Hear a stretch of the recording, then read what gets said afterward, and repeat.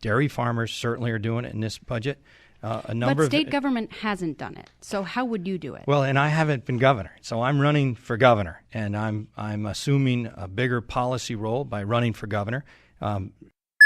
Well, do you support relicensing Vermont Yankee? Well, I don't support an outside group attacking me at the beginning. You know, when we pledged to run a positive campaign, an outside group that's oversimplifying a question that happened in the Vermont Senate. So I think it's pretty reasonable for me to react when someone spends $100,000 oversimplifying a vote that happened in the Vermont Senate and the vote and the question. So I think I have every right to respond to that. And I think I'd also say, Bob, there has been nothing that I'll stand by the statements that we've said that have been misstatements from Senator Shumlin that have not been fully truthful with his record on supporting tax cuts when, in fact, the record shows differently.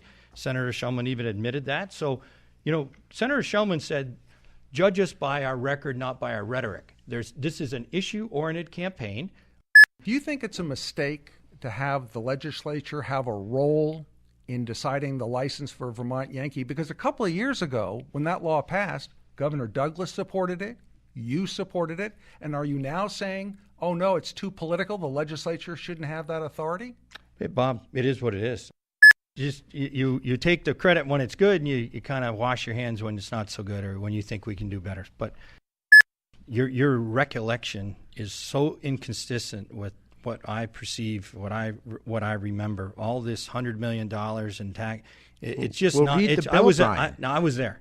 So Peter. Were you not trying to shift the state of the teacher's retirement cost onto the property taxpayers? All the numbers that you quote, that you just gave, are not consistent with the facts, as I understand it. It's just we have a different. Happy to debate that anytime. Yeah, well, what are you saying? That I'm not telling the truth about what I'm saying is I was in a room, and we had discussions that were much close, and all those things that you talk about maybe had been the start of the conversation. I'll look you right in the eye and I'll say, your memory is not consistent with what happened at the end game. We were so close. We were so close within a very small differential. And so you have a different memory than I do. We can talk about it afterward, but. One thing I know for sure, you and I will never get pregnant.